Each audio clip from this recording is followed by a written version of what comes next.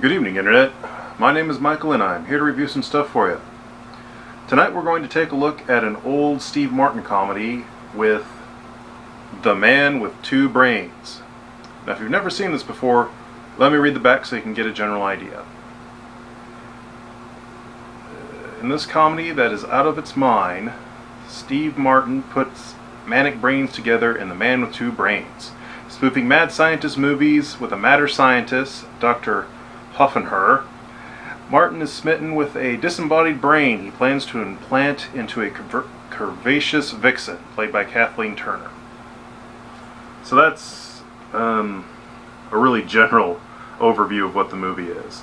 The plot basically is Steve Martin plays a doctor who, he's a brain surgeon. He's like the top brain surgeon in his field, and he's doing research into doing brain transplants, which you'd think would go with the whole brain transplant later in the movie, but actually isn't. But anyway, he accidentally runs over Kathleen Turner, who's playing a evil gold digger. And anyway, he fixes her up.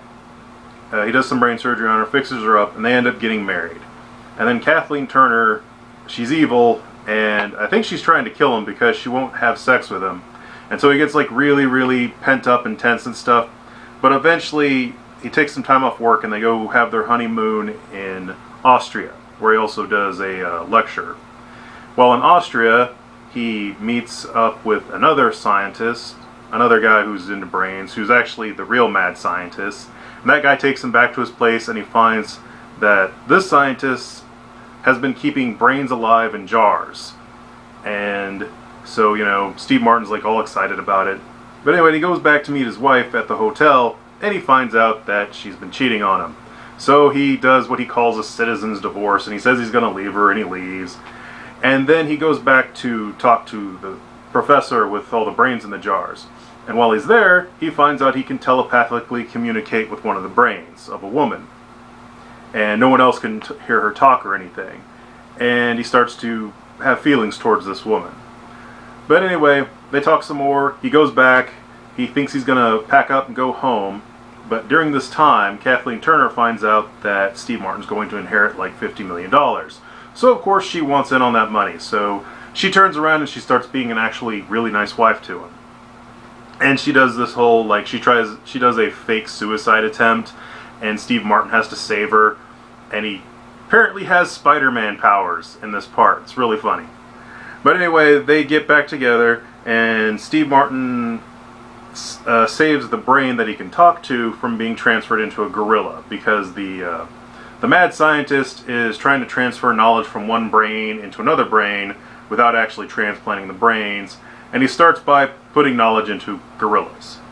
But anyway, he saves that, and he starts up his own lab in a little cottage. And while he's there, he falls in love with the female brain. And his wife, you know, she's evil. And eventually she catches him kissing he puts wax lips on the brain, on like the jar of the brains in, and kisses them while on a rowboat. And the wife finds out and she's all mad about it. But then he finds out that she was only staying with him to get his inheritance. So he disavows her once again and throws her out into the mud. And then he basically comes up with a way to be with his beloved brain forever. So he goes to the mad scientist and says, "Take my brain out and we'll both be brains in jars forever."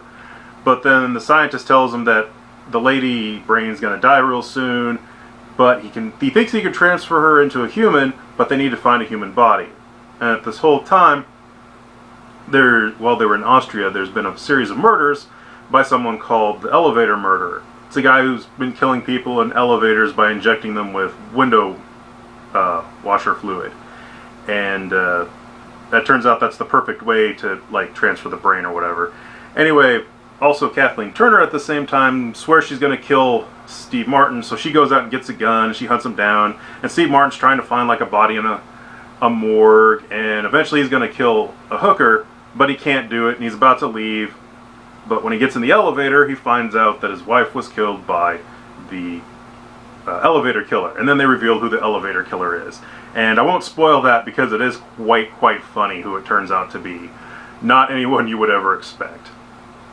But anyway, he takes the body grabs the brain, goes back to the scientist's place. They do the transference thing, and at the same time he's being chased by the cops who thinks he's a murderer, and more comedies of errors happens, and eventually he ends up with the girl, and she gets really fat, which was really funny.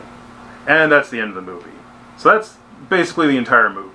The plot is really dumb, but it's actually really, really entertaining.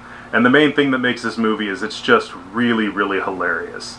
Like, not a minute goes by when there's some kind of joke or just something that's just really, really funny. I haven't watched a lot of Steve Martin movies that I can really remember, but I've never seen this one before, and I gotta say, it's definitely one of his best ones. So I highly, highly recommend you watch this movie, because it is just hilarious.